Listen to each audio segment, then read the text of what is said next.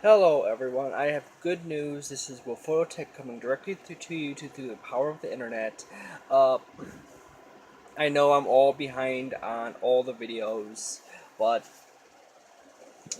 kind of what happens when I have full time at my job. During the winter, I have more than enough time to be ahead of everyone else, but during the summer, fall, I'm kind of fall behind. Uh, this video is all about the Bethesda E3 press conference, and unlike the video just before, which was all about EA and I really don't care too much about what they do, I actually like Bethesda games. So here we go, and I've actually played a bunch of them too. So I actually have more recent context for everything.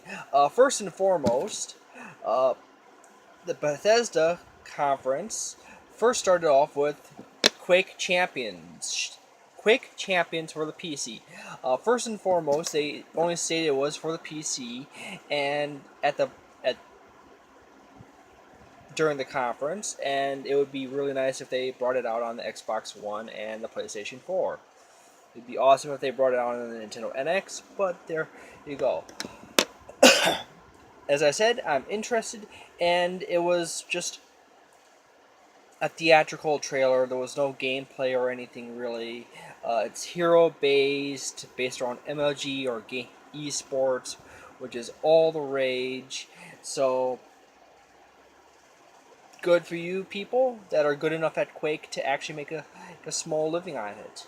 The second thing was the year in retrospective on the games they covered, where they talked about the games that came out in the past year since E3 2015, between E3 2015 and 2016.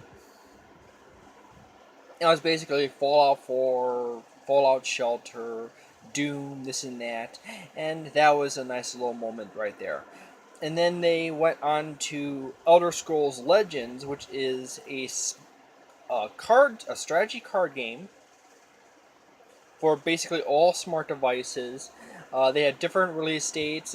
Android is on one set of release dates. Apple on the iOS devices are on another release schedule.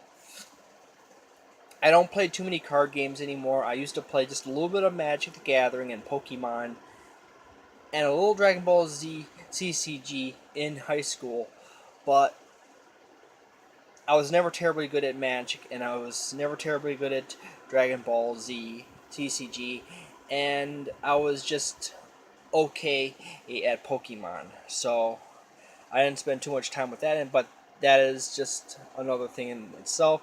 I've been seeing a trend in card games on the rise, and I'm glad to say that Bethesda has jumped on that bandwagon. It's another mobile game for them to branch out into.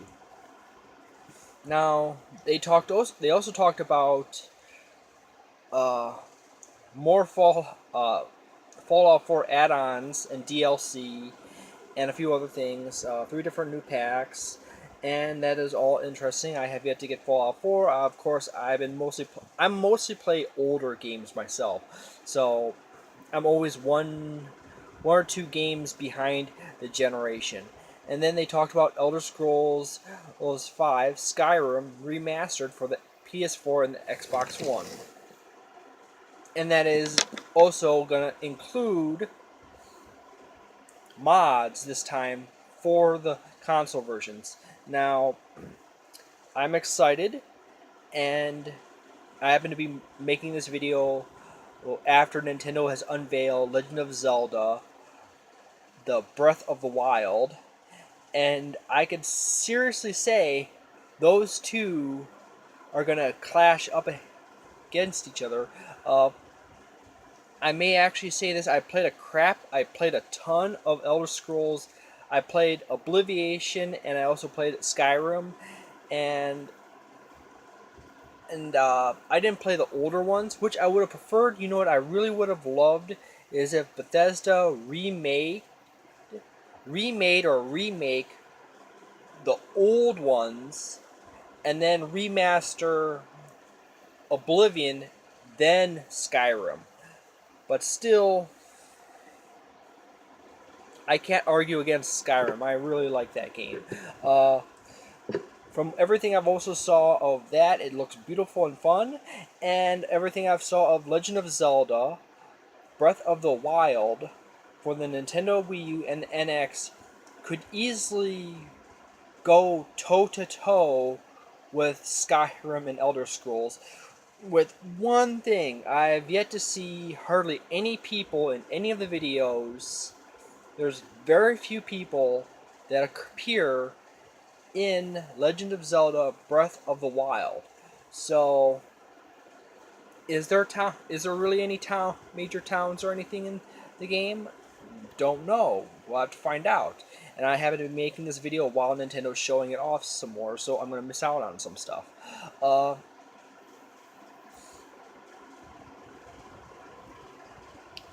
I think Legend of Zelda Breath of the Wild is probably meatier in environmental interaction and combat strategy than Elder Scrolls 4 Oblivion and Elder Scrolls 5 Skyrim.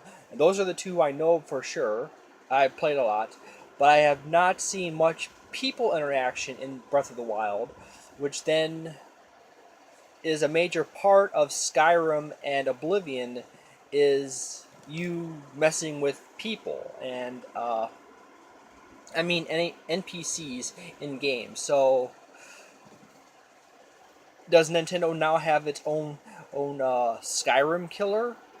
Possibly, and I would really love to see the Elder Scrolls V Skyrim remaster on the Nintendo NX. And I would love to see more of those games on the Nintendo NX and whatever could be fit onto the Wii U. But being that, hold on a second.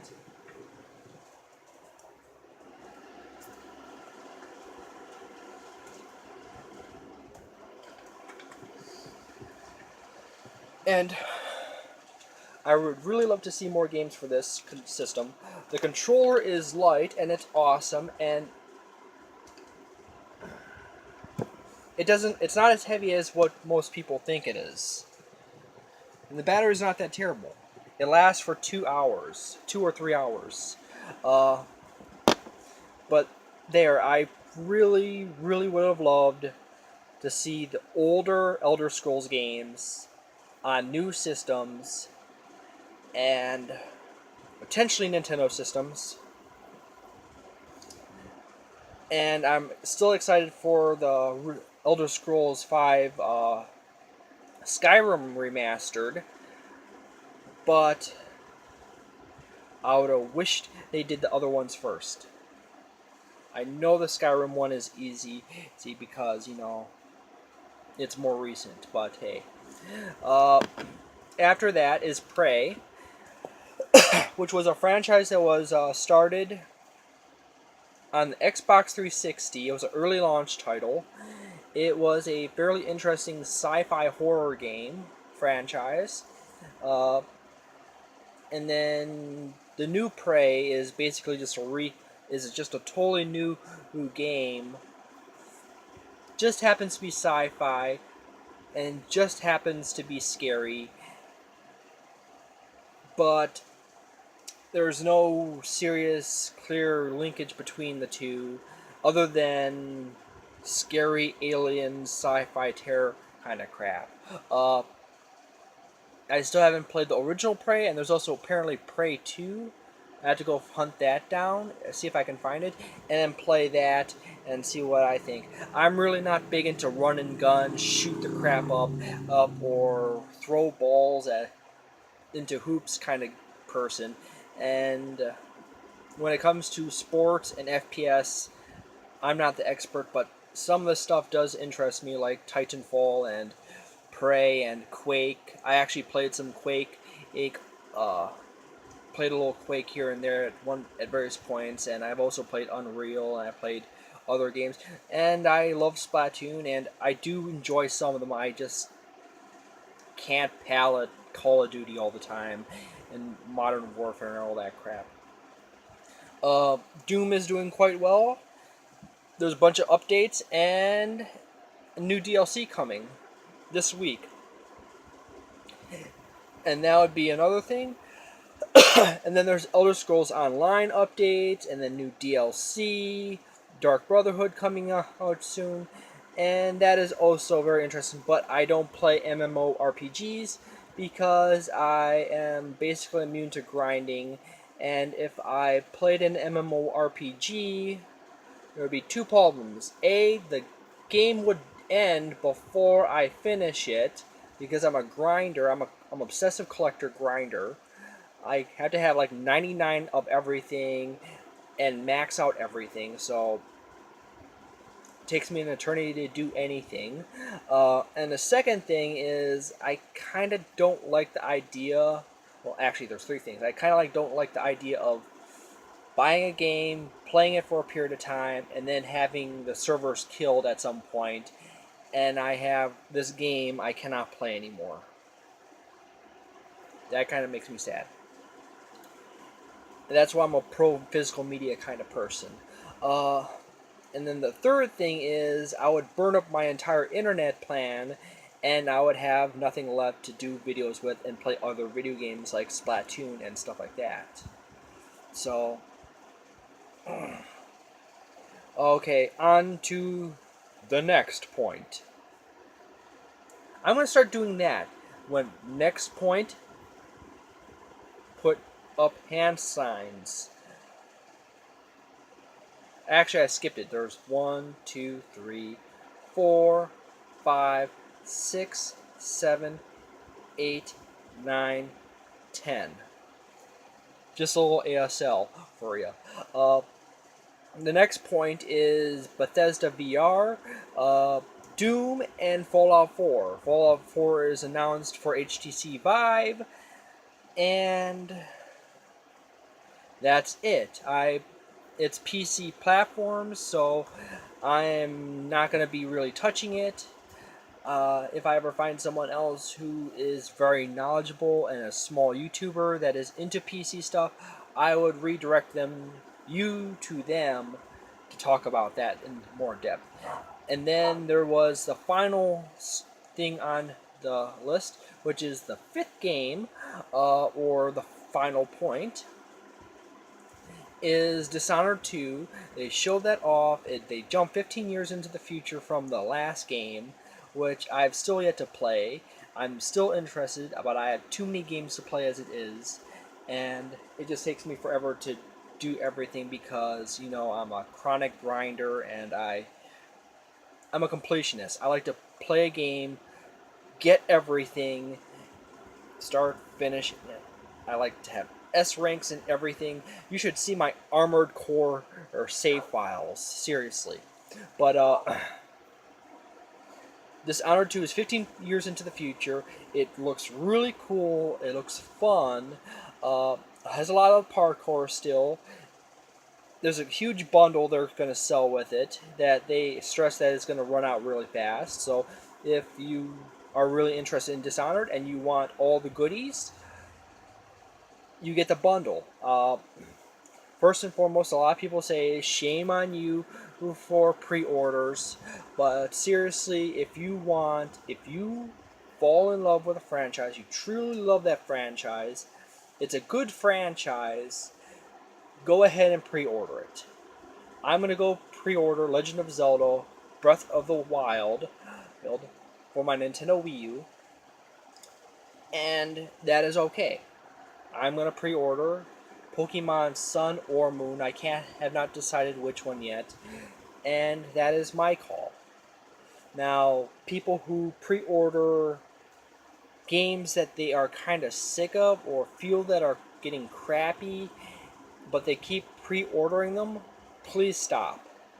All you're doing is putting money in to something that you know is not that good anymore, like Call of Duty, and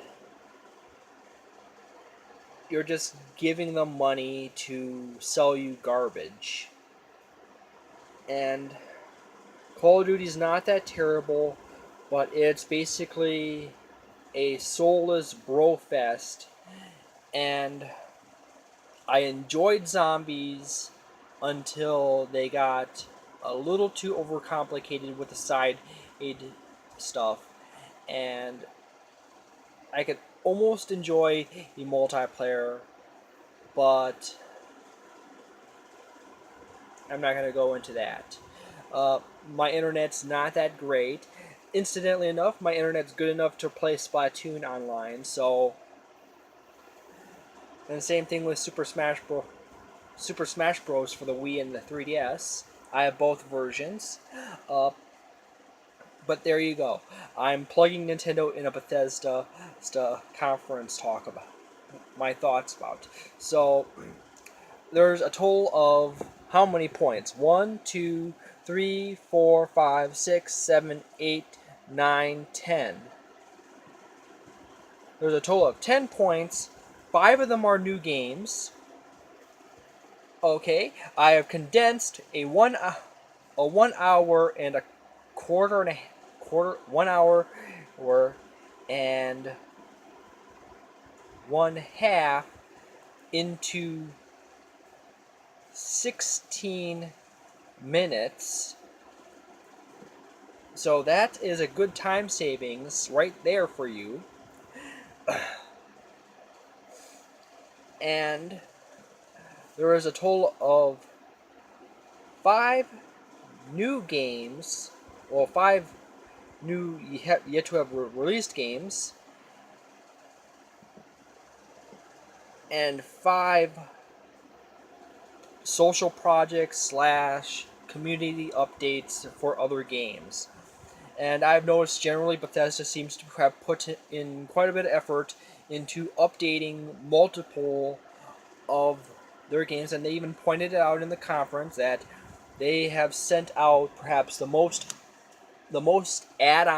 free add-ons and updates this past year than they have at any year prior. So that is nice. It's always nice to get free add-ons for your games, new features and modes and characters for free all the time.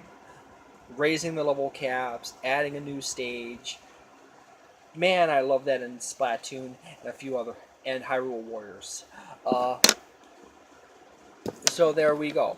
I'm gonna leave my final grades to all the videos at another video at the end of this whole series.